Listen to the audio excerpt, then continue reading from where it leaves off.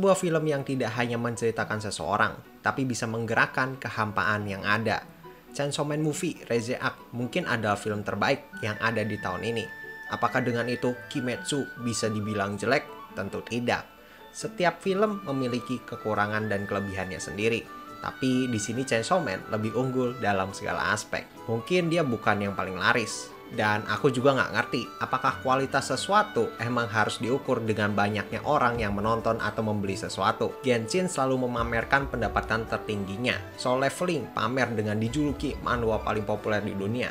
Kimetsu menjadi IP animasi Jepang terlaris tahun ini. Tapi apakah kualitas mereka yang terbaik? Belum tentu. Chainsaw Man ReZeArch menceritakan Denji yang sedang dalam fase jatuh cinta, masa-masa puber lah. Karena Denji sendiri masih berumur 16 tahun. Dia berkencan dengan Makima sebagai hadiahnya. Pada titik itu, Denji mendapatkan suatu perasaan aneh, perasaan yang mungkin dia tidak bisa jelaskan. Pada satu titik, dia kemudian bertemu dengan cewek seusianya bernama Reze. Pertemuan itu membuat hati Denji menjadi bimbang dan buta arah. Oke, kita akan membahas pacing atau mungkin timing adegan ceritanya ya. Kita akan membandingkan dengan film KNY, karena film KNY juga tidak kalah bagus dengan CSM ini. Mungkin untuk secara format, adegan CSM dan KNY itu tidak bisa dibilang mirip.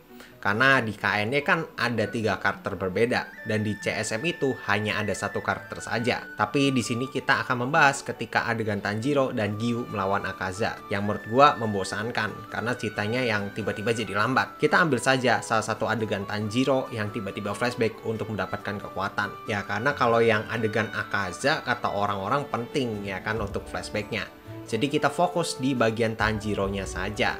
Pada adegan Tanjiro mendapatkan kekuatan dunia transparan, itu kan flashback ya ke bapaknya yang menari, kemudian bangun malam, lalu ke lokasi perangkap beruang, tiba-tiba bapaknya motong kepalanya beruang, dan akhirnya Tanjiro menganalisa teknik tersebut. Tanjiro berpikir, bagaimana caranya memakai teknik tersebut, dan itu menurut gua terlalu lama, dan kesannya itu ngebosenin. Lagi intens, tapi kita disuruh buat belajar 3 SKS. Beda dengan salah satu adegan Denji yang mungkin bisa dikatakan mendapatkan kekuatan baru hanya dengan 1 kalimat atau ide tolol Denji, yaitu dengan menjadikan Beam atau Demon Shark menjadi tunggangannya. Kalau dibandingkan lebih enak mana? Ya Chainsaw Man untuk secara penceritaannya karena tidak bertele-tele. Bandingan dengan KNY yang kita seolah-olah disuapin. Menurut gua nggak semua orang tolol kok. Semua orang bisa berpikir sendiri. Kayak harusnya di KNY itu tinggal ditunjukin adegan lonceng, perangkap, lalu bapaknya motong kepala beruang tersebut. Itu kan jadinya lebih singkat ya. Dan kekuatan Tanjiro pun masih bisa dibilang masuk akal untuk tiba-tiba muncul. Beda dengan CSM yang kekuatannya itu ya kita tahu karena dipraktekkan langsung oleh Denji dan 1 kalimat tololnya yang berakibat durasinya itu jadi cepat, temponya jadi cepat. Kan pada intinya itu seperti untuk membalik dari keterpurukan MC-nya itu sendiri. Itu pertama. Lalu kedua tentang animasi ya. Tapi sebelum itu kita harus sepakat animasi tidak sama dengan visual. Visual jelek masih bisa loh animasinya dewa. Kalian gerakin kotak per frame itu udah termasuk animasi. Walau mungkin secara visual kotak tersebut kalian gambarnya jelek. Oke, di KNY backgroundnya itu bagus, 3D CGI backgroundnya itu bagus. Tapi banyak sekali animasi yang kesannya itu males. Apalagi adegan Giyu yang bertarung dengan Akaza. Masa pakai PPT? Gua kesel lah. Udah visual background 3D-nya bagus, masa animasinya mid? Untuk orang awam mungkin ini tidak masalah. Tapi untuk gua yang sudah menonton 700 judul anime, ini bisa menjadi masalah. Dan masih banyak yang bela gitu loh. Atau tidak mengakui kalau ya emang jelek, emang harusnya nggak kayak gitu. Beda dengan CSM yang wow sekali, improve sekali dibandingkan season satunya yang fight-nya masih menggunakan 3D CGI. Di movie ini mereka full menggunakan gambar tangan. Bahkan kendaraannya itu kayak 2D banget. Kalau itu ternyata ada CGI, wah gue bilang sih itu crazy CGI juga ya. Kalau kalian protes tentang visual, menurut gue ya emang visualnya CSM ini ya seperti itu, kusam. Tapi gimana ya, cocok aja gitu dengan tema ceritanya tentang Denji yang hidupnya tidak berwarna.